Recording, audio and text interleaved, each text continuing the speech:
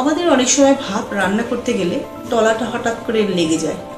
তাতে কি হয়, পুড়ে গেছে হয়তো অল্প, কিন্তু পুরো ভাতটাই গন্ধ হয়ে যায়। ভাত পোড়ার গন্ধ এড়াতে কি করবে?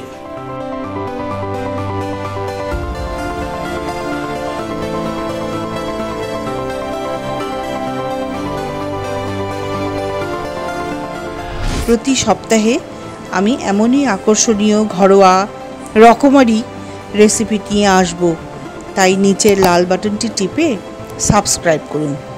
প্রতিবার এমনই ভিডিও আপনার কাছে প্রথমেই পৌঁছে যাবে। নমস্কার, আজ টিপস অফ দ্য উইকের আরেকটি এপিসোড। আমাদের অনেক সময় ভাত রান্না করতে গেলে তলাটা হঠাৎ করে লেগে যায়। তাতে কি হয়, পুড়ে গেছে হয়তো অল্প, কিন্তু পুরো ভাতটাই গন্ধ হয়ে যায়, যার জন্য ওই ভাত আর মুখে নেওয়া যায় না।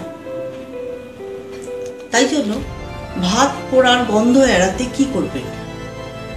যদি ভাত তলা থেকে পুড়ে যায়, তবে উপরের অংশটা আলাদা করে নেবেন অন্য পাত্রে।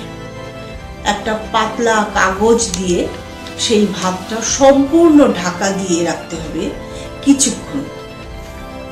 কোনো ফাঁক থাকতে পারবে না, পোড়া গন্ধ চলে যাবে। আপনি কি আমার এই চ্যানেলটি সাবস্ক্রাইব করেছেন?